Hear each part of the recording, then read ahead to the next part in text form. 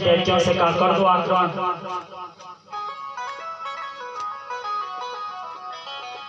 और इधर क्या हुआ, शुक्राचार्य जी समस्त देवता दैत्यों को लेकर स्वर्ग पर आक्रमण कर दिया और दुर्वासा के साप के प्रभाव से सारे दैत्य पराजित हार दौड़े दौड़े नारायण भगवान के पास आए।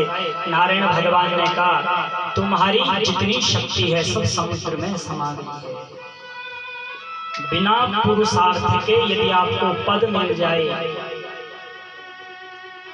पंक्ति ध्यान से सुनिए, यदि बिना पुरुषार्थ के आपको पद मिल जाए तो फिर उस पद की महिमा को आप नहीं जानते।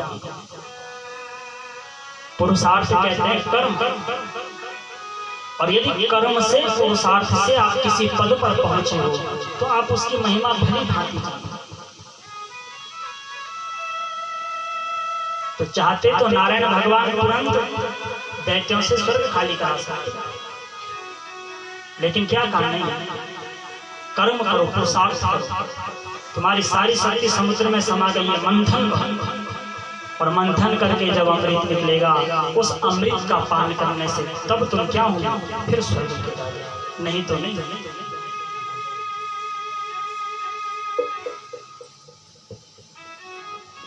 और भगवान नारायण के कहने से समुद्र मंथन प्रारंभ हो गया।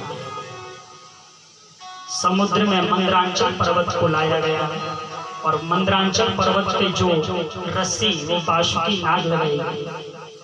गुरु बृहस्पति की चतुरता के कारण दैत्यों को कहा आप भी आइए, कुछ मिलेगा तो दोनों बांट लेंगे। दैत्यों पे इतना विवेक नहीं था कि क्यों करा रहे। और मंदरांचल पर्वत को समुद्र में भगवान नारायण लाए। एक और देवता एक और दैत्य लगे, और जैसे ही समुद्र मंथन प्रारंभ हुआ कि धीरे धीरे मंदरांचल पर्वत समुद्र में डूबने लगा।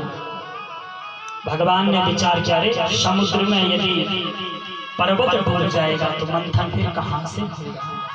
और इसीलिए भगवान ने उस समय कच्छप अवतार धारण किया और अपनी पीठ पर मंदरांचल पर्वत को रखा है।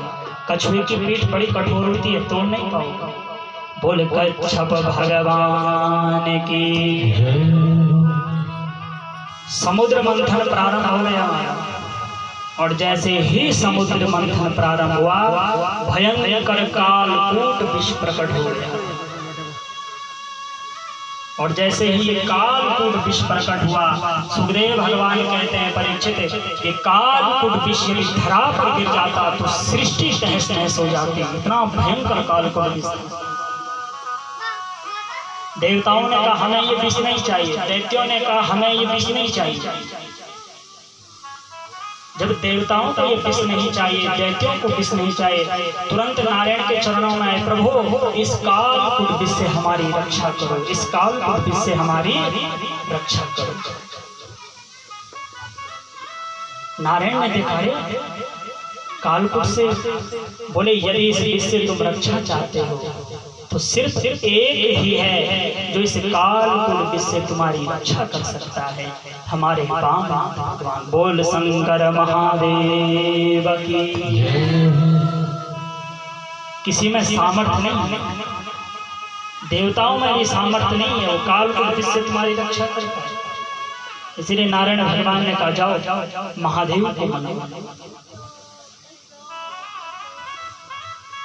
विचार करने लगे प्रभु महादेव कहाँ मिलेंगे,